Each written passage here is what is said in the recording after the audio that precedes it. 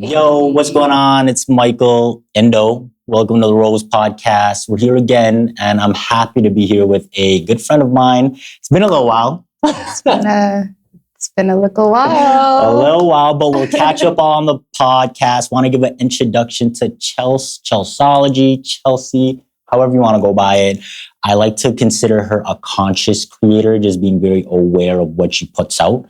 And I think it's very important. So I think a lot of the podcast we'll be talking about is the process, just her journey, her story, and just perspective, because I think there's a lot to go into. Anything you want to say with the introduction to the audience watching? You got it. That's exactly it. Yeah. Conscious creator. I love that. Yeah. So, I mean, where you been at? Because it's been a little while. I will say for the audience to know is Chelss and I have known each other for a few years for sure. Time flies. You've been traveling. Yeah. We met 2020. I came back to Toronto 2021, but I think I met you, 2021. Yeah. Right when I started music. Yeah. And you've been traveling because I know you were obviously in a different place, and then you came back to Toronto. And then for us, we happened to open up our studio on College Street. We connected with Dizzy. I believe that was the person. So shout out Dizzy. I was with Dizzy yesterday. Dizzy. We love Dizzy. Such good vibes. Yeah, and he's on his father lifestyle. I know. I appreciate anyone who gets me in the studio. He was one of the early people that got me in the studio in the beginning of my journey. But yeah, that's how we linked up. 5 years. That's crazy. Time is flying. Yeah, and it's been a little while since we've seen each other. So hasn't been that long. Give the audience just a heads up, where you been at, what's been new, how you been finding things. Well, where have I been? Well, shout out to you guys. Thank you for having me. Of course, yeah. So I've been gone the past 7 months. Mm-hmm. 6 months I've been in LA, and then I spent a month in Mexico. So I want to say I've been quote unquote traveling for the past 7 months, but not really, because these places have just become home, honestly. But I've been away. For the past 7 months. Yeah. It's been freaking great. I've been back in the city for the past month and a bit now. Mm-hmm. And yeah, that's in a nutshell. But yeah, I've been bopping around. I feel like a digital nomad, conscious creator. I like that term better. But was there a reason why you decided to just make that jump and think, okay, I want to get out of here? Honestly, when you catch the travel bug, you catch the travel bug. And not just, I don't know. I don't want to sound like a Toronto hater.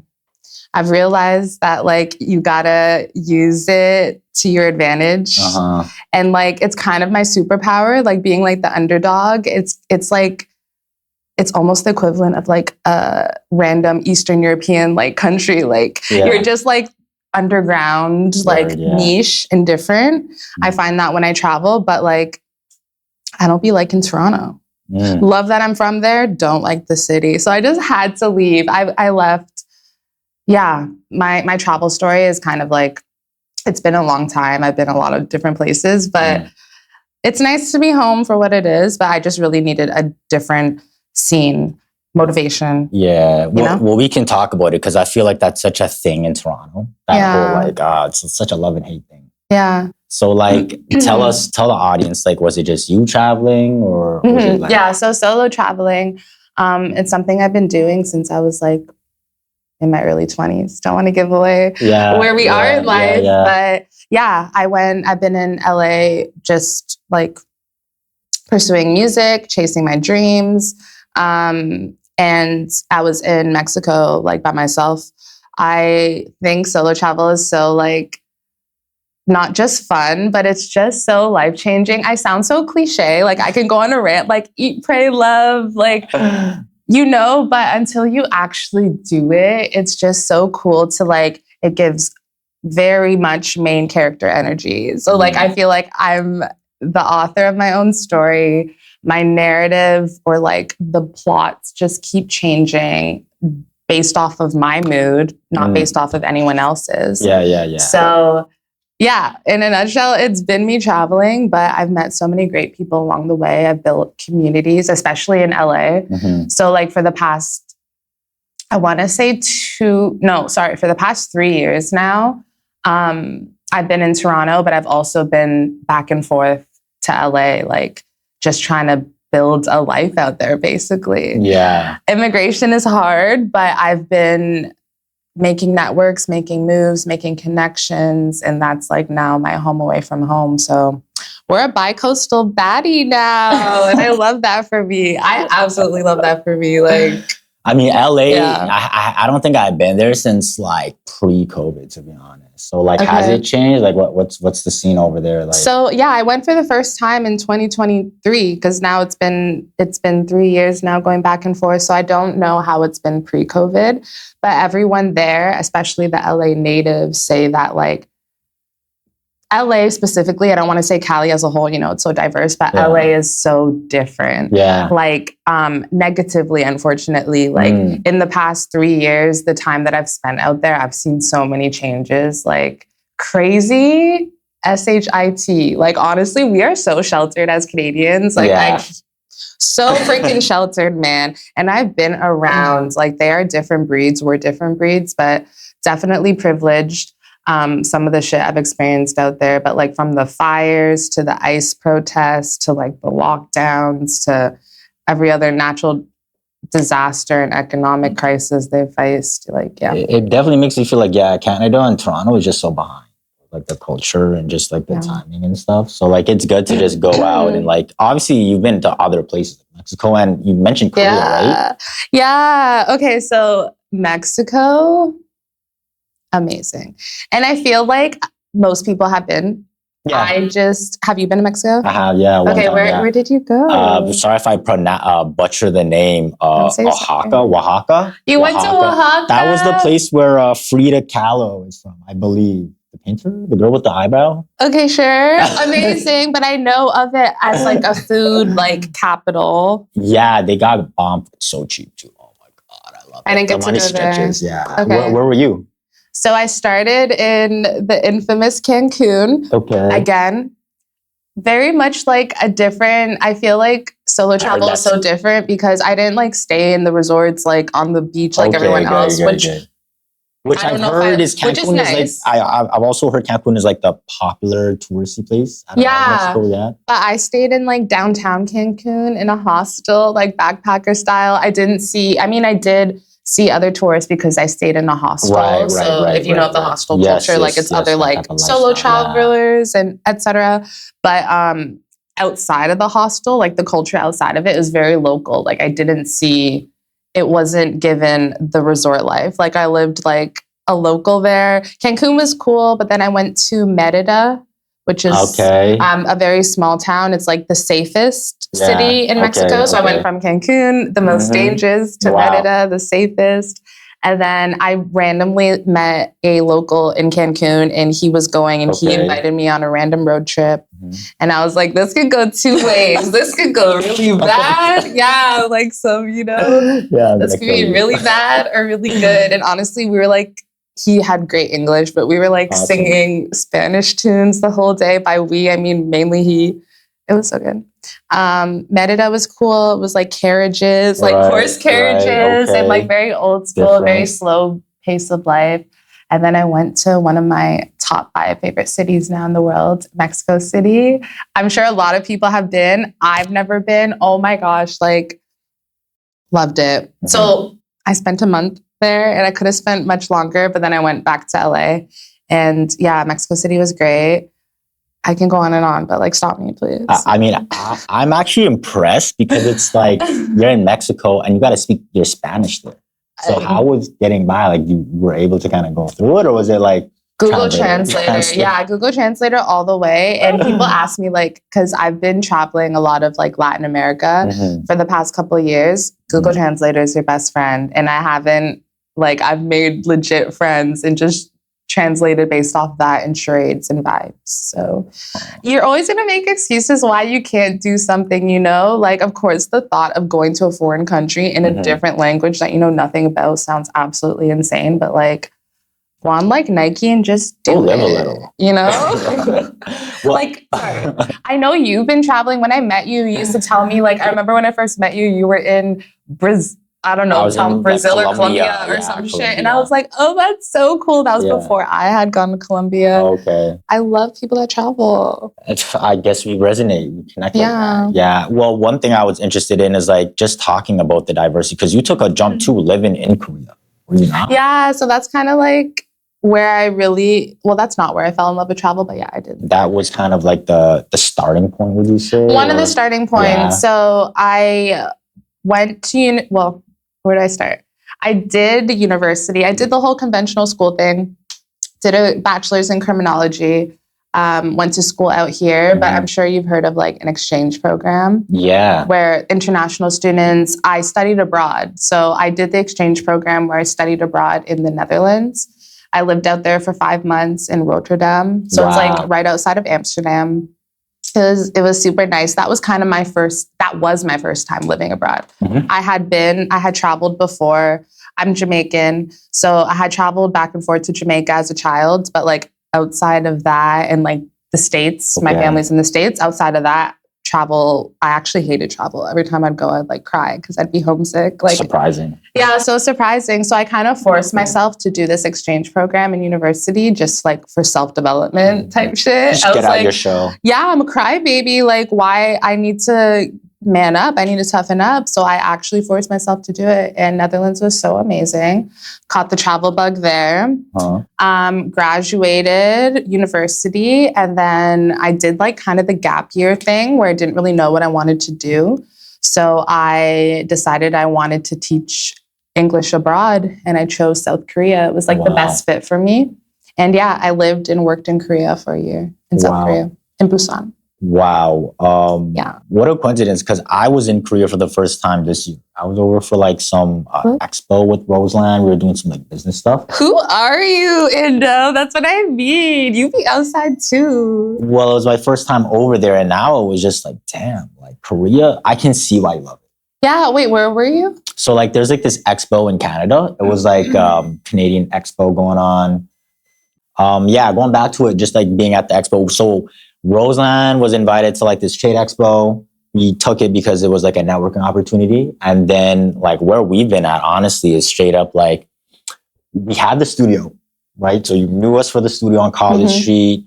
And we decided to kind of like branch away from that. We just found that like a lot of the business model that Rhozeland had was like a marketing agency, right? Kind of like, working with people, doing services. But now I find that Rhozeland is like developing more into like a tech company.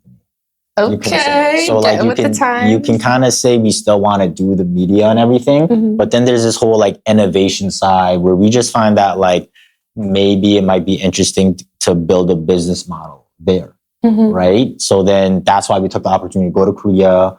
And it was like a whole experience because obviously at the expo, you see so many different companies and they're all innovating. You got even like companies in Korea that are doing music, which I'm sure you know, but like they've got like virtual IP, like virtual artists and stuff. Some of them are like made with AI. So like, it's just really interesting to kind of see how like other people or other companies around the world are like doing their thing. Yeah. So that's kind of like why I came there. And then I was over in Seoul. Is that close to Busan? Kind of? No, it's like, Busan's it's the other side. Yeah, but I went to Seoul like every other month, basically just to party. Seoul's the best city. Essentially, right? It's the capital. It was amazing, yeah. It was so clean too. And like, I never felt so safe in my life. So safe. And the culture, so vibrant. It's so like, that was my first time outside of Netherlands where I'm like a whole new freaking world, like outside of what I knew. That was just so mind-blowing to me. Oh my gosh, I'm feeling nostalgic right now. Like Korea was so good. And I got to travel a bit of Asia. Although I was teaching English, so I was a full-time English teacher, which honestly, if anyone's listening, watching this, that's such a great opportunity. If you do have a bachelor's degree and like you want to travel, make money. I saved money. I experienced a new way of life. I traveled Asia because like not when else am I going to be out there, but it was a great opportunity to do so. I went to Japan. I went to Taiwan. You had your whole Asian girl era experience. I did, not fully. I need to go back and do like more. It's been so long, but yeah, Korea was amazing. Well, tell me a little bit about like the teaching with English. Like I heard it's kind of strict too, right? Like was it? What was that experience? See, I'm like queen side quester because the fact that I was an English teacher is so freaking random. Conscious creator. Like that was a art project in itself. Every day I would show up and be like, how do I entertain / teach these kids? Like, and I don't have any experience teaching. Like I have a bachelor's in criminology, which even saying that in itself too is like, what? Like what? That version of me that even did that? Like, so why don't we just talk about that experience and let the audience know just like a little bit about how much you've maybe changed. Like just talking about the you when you kind of like were maybe in that criminology bachelor's life. To like the Chelss today. Yeah, I was like such an academic then. I just wanted to like pursue law, pursue justice socially, in every way. Like social justice was like, if I could go back in time and speak with myself, I'd be so shocked at the fact that I'm not an executive for the United Nations right now. Like that was what I thought I was going to do.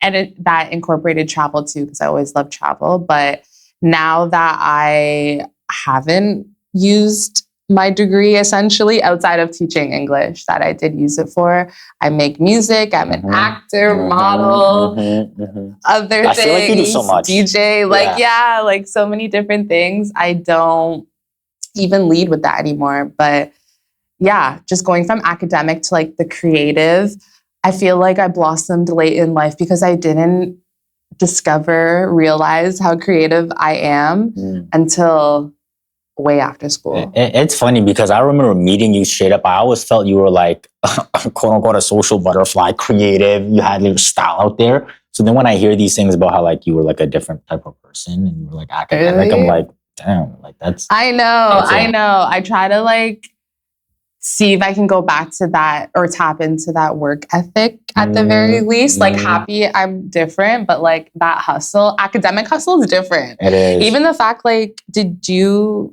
I had a bachelor's for like at York. And then from there, I was done. I felt like I was so over the school stuff. So even doing a bachelor's, like the essays that we had, the papers that we had. Before the AI? Before AI, like actually like going through textbooks, going through your readings and like getting... sourcing. Yeah, that shit MLA. That was no joke, you know, but it really taught me critical thinking. Writing is actually my first like creative passion. And I found that through my academic journey. I love that, And like, just like starting when I went to Korea, I started a blog. And that's kind of how I started like the whole content creation journey. My blog, Chelssology.com. It's like a travel lifestyle blog, but I would like talk about like my travels and my life experience. So my journey going to Korea, how I'm feeling, mental health, different places I'm going to. Cool. Yeah. And that's like how my social media journey kind of started. And when did that whole thing start? Like first year when you got to Korea type thing? Or? Yeah. So I started my blog literally like a month or a couple months. Yeah, like I want to say a month before I went to Korea. Wow. So it was like as I went, I kind of live. And then from there, it kind of blossomed into all these different creative outlets. Yeah. And although I'm not necessarily active, like writing wise on my blog, I am / will be. So many drafts just not posted, but that's a mental health challenge in itself, you know? Sometimes it's the post, it's putting yourself out there. But that's my first love, writing. Well, we'll tell the audience a little bit about just like that self-growth and that journey to like find yourself. Because I find that's like a super important thing when you're like traveling and just creating art. I find like that's been the best way to find me, just doing the stuff that we do at Rhozeland. So what about you? Yeah, music has really been my main thing so far. Like just through traveling, meeting people, I'm connecting with so many artists when I travel. Like when I was in Mexico, I connected with another artist named Luxo, who we connected online, and he invited me to his studio and we made music. Same thing in Colombia, in Toronto, in LA. That was the reason why I was out there. So like even now my solo travels have become like creative camps in itself because I'm going there with the intention of whether it's making music or making that connection for DJing or whatever, it's like a lifestyle at this point, you know? So I'm just like living life, experiencing it, getting inspired by people and by my experiences, and like creating music / visuals / think pieces / whatever it is I want to put out in the universe. So like, what should we be expecting next? Like on the list, on the horizon? So what I've literally put like my blood, sweat, and tears into is my EP, which I can't lie to you and tell you a date, but I basically a mixtape / album I've been working on in LA. And it's been like my self-development / solo travel journey / life journey the past 3 years. And that's the next thing I'm going to put out. Really excited about that. Shot some dope ass visuals. You'd be so proud as like a creative. I was like, I creative directed it all. And yeah, so that's like my baby. It's going to come out some point in the next couple of months. I love it. 2026. Well, anyway, we can help out. Like, we're here, right? I know. I am here for the next couple of weeks. So yeah, we'll talk after. I mean, so now that you're back in Toronto, like being away, comparing it to where it's at now, how do you find the city, just the vibes, at least for the time being now? I honestly, since I've been back, I need to go outside more. My friends haven't even seen me. Like, I haven't really been outside. I've been cooped up, kind of hibernating. So I don't know. I don't want to be pessimistic. I'm stopping myself from saying what I really want to say. I'm not going to lie. We're filtering it, but I'm trying to be optimistic. Like, Toronto's great. Happy to be here. Yeah. I started DJing, which is super dope. So what I'm actually really trying to focus on the little bit of time while I'm out here is just like plugging myself in that way. Cause like take advantage of the fact Toronto's like a huge market. It's my city. Let me tap in. But that's scary in itself. Like I'm DJing a party tonight. Yeah, and then we'll see how it fucking goes. It's just gotta show up. So at this point, it's just like any creative type of like venture, music. You were in like the whole party scene, like you were like setting up events too, right? Like yeah. Right? So I feel like event creation, or what would you even say? The event nightlife industry has been like my thing. Like I started bartending, doing bottle service, and then getting into hostessing, and then staffing, every direction. Now DJing. Yeah. So putting on my own events. So I just handle like the back end, the front end, and everything in between. Literally. At this point, I'm like, what haven't I done? I think just security. Yeah, right? I won't. Yeah, exactly. Just leave that to the big boys. Yeah, I'll leave it to the I am 5'11", but like, no. So like, is there an event you're thinking of having too? Like, what about like the whole marketing with the project and stuff too? Like, what are you thinking? Good question, Indo. What am I thinking? I'm overthinking. And that is the problem. Like, I've been sitting on this project for way too long because I don't want it to just go out into the abyss, you know? Like, yes, I'm a conscious creator, but I will tell you, and maybe this does sound like an excuse because there's all the information out there, I just be doing shit and I don't really strategize. And that is like self-sabotaging. I need to figure this marketing shit out. Like, just like I can complain about it or I can fucking do it. So like, that's what we're going to talk about. Fucking help me. I don't know what the heck.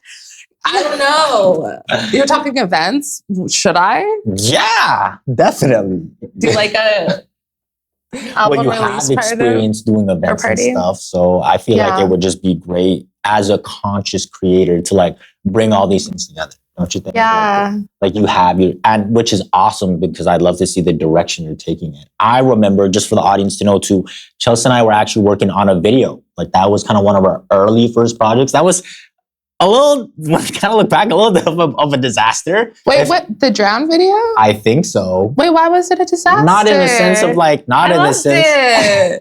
Well, I thought it was great, but I just felt like maybe like the whole like overall process. Oh, like logistically? Been a lot, just like could have been a little bit put together. I am even so like the type rollout. B. It was like we planned it like a couple days before. I want to say a day. Which before. Is cool. And I think that's just naturally just being creative. It's like we gotta just like get in the flow and go. Yeah. We appreciate you even thinking and coming to us just being like, hey, like I'm trying to do something. How can we make it happen?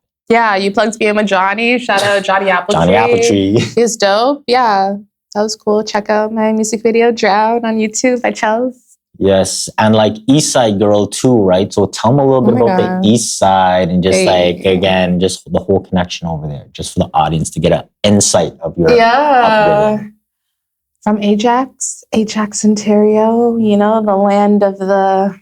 I don't know too much about Ajax, other than it's pretty farther out from the city. We're 45 minutes east of Toronto. I was going to say land of the... I don't even know. Now it's actually the most... or it has the largest Black population, like outside of Toronto. And was it always, did you kind of see that coming too, or were you around that? Like me growing up, I was always like one of like a handful of Black / people of color, like in a room / in a classroom. So yeah, of course there's Black people, but not a lot. But now there's such diversity. I mean, all of Toronto / Canada is super diverse. And at this point, it's so multicultural. Yeah. But growing up in the East End, it's cool. It's cool, but moving to the big city, moving to Toronto. Big girl dreams. Yeah, you've seen like my different moves and stuff. I'm a city girl. I love the city. Well, it's interesting you bring it up with the whole diversity thing, because obviously just being quote unquote a person of color, like I'm sure you have your experiences and your stories just like traveling. And how was it just being that type of person in these other places too? Like Korea, Mexico, LA? Yeah. Being Black in Korea, let's start there. That is like how my first little viral videos started on YouTube, was talking about I would only imagine too, the vlogs were probably going crazy for it, right? Like they were, doing that, just to kind of get your perspective and stuff. Like probably a lot of commenters. I felt like I was doing like genuine journalism. Yeah. Like frontline journalism. And how exactly did people kind of catch on and just find out? Was it like the keywords or something? Or like it was just, and people... Right? I guess other Black people, specifically because we're talking about that, other Black people that are interested in also moving to Korea, that would search that. I see. And that's what I was searching too. So I just naturally, talked about that. But being the other in another place is so humbling, because like here, wherever you're from, you kind of put yourself on that pedestal. You have that superiority complex. Unfortunately, whether it's subconsciously or consciously, we look down on immigrants or just people with differences, you know? And then until you put yourself in that quote unquote inferior position or just that other position, you don't realize that like we are all one. We're one of one. We're literally like skeletons.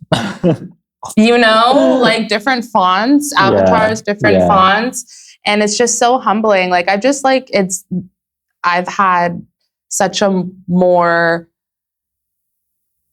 had a better degree in life traveling than like any bachelor's degree or college degree could ever do, you know? I've learned just so much, but yeah. I don't know. I think it's awesome.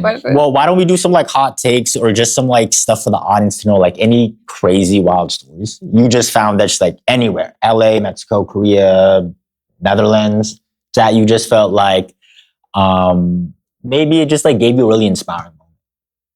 It just like really inspired you, like, whoa, like I didn't even know just being here where I would experience this. Anything you might be able to kind of give the audience a little sneak peek or any stories? Inspiring. I like probably look so sus right now, like my face, but that's because I'm thinking of all the stupid shit that I've done abroad. But I'm like, no, let's try to like flip this and make it inspiring. Oh my gosh. Something inspiring.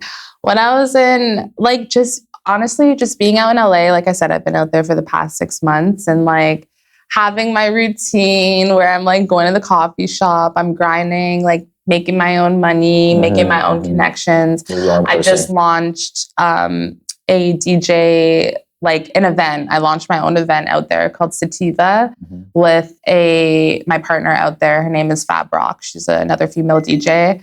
And we just really curating my own life out there has just been so cool. Not that that's crazy, but it's like every day out there, like whether I'm partying with like your favorite blogger versus your favorite celebrity. Like I don't want to like just talk a bunch of shit and make myself seem like, oh, she's so like trying to be cool. But like, I'm really just living that cool girl. Like I'm living my dreams, you know, like my life is fucking dope as fuck. And that's why I'm gonna start vlogging. Because I'm surprised you haven't done that enough. No, I actually have. Too, I'm not gonna say I'm gonna start vlogging because I am. I'm gonna start publishing the vlogs. I see. But everything's documented. But like, just like the day-to-day shit has been so cool. Sorry that I haven't answered your whole crazy story, but I did just, I filmed a music video for my EP. It's called Dark Angel. And I filmed it out in Joshua Tree and I rented a car. I drove out there. It's like a 3-4 hour drive. Damn. Drove out there, shot the video, car battery fucking died. Oh my gosh. Sun starting to set and we're at Skull Mountain. So it's like this spooky, skull mountain sculpture, but like an actual mountain. So spooky in the middle of the desert. The sun sets. My car battery rental died. No cell phone service. I like just start bawling. I'm like, I don't know what to do. Like, I don't know what to do. It was just so bad. And then I had to get back to LA, but it was just so like me chasing my dreams, trying to get these visuals, like the cost. At what cost? Clearly my safety and my sanity. I got back to LA, but like if that wasn't dramatic and getting all of that like on footage basically, life's a movie, bro. I love that. I would say that was crazy. That's a crazy fucking movie. Such crazy shit. But yeah, it's been good. I mean, with Dark Angel though, I don't think you even got to tell the audience a little bit about what the project's called. It's called Dark Angel. So I'm so excited. The single is Dark Angel too. Yeah, the single's Dark Angel. The movie's Dark Angel. So like why? Like tell us a little bit. Because you know what I had noticing? You are like a dark angel. Like your profile picture and all that. Like that's kind of like the aesthetic and vibe, right? These days. Right? Like I just be curating life. I don't know. I want to say that. Okay. Okay. And in terms of just like what people should be expecting, like what's the sound? What's the little vibe? Like what's the aesthetic? It's definitely like alternative R&B, I would say, like kind of like electro dance hall. Some vibes have that type of vibe, but yeah, alternative. It's dark. It's definitely dark. So like think early weekend. When I say early weekend, like House of Balloons type shit. Yeah. FK Twigs, experimental. I see. Yeah. Well, any influences or just like things that really help bring the project to life where it's at right now? Just life, the healing journey, the self-development journey. It's a story of shadow versus self. I love it. I'll leave it there. But yeah, we'll leave it like that. I mean, anything you want to say to the audience before we tap on out and just say goodbye? Thank you guys for having me. It's been great. Feels good to be back in Toronto. I would definitely love for you guys to tap in. Should I shout myself out? Yeah, sure. Tap in, follow my journey, Chelssology, Chelssology. I'm sure it'll be somewhere there on the screen. And what do you prefer? Because I swear it's like, you've been going by Chelss these days too? So my artist name is Chelss, Chelss, but like all my socials are Chelssology. Yes. Yeah, so you can find me, Chelssology on everything. And thank you again for having me, Indo. It's so nice to see you. Of course. We appreciate the time. Thanks everyone for tuning on into Rhoze. It's Indo. Thank you for tuning in. We'll be here next week. And don't forget to like, comment, subscribe. We'll see you later. Peace out. Bye.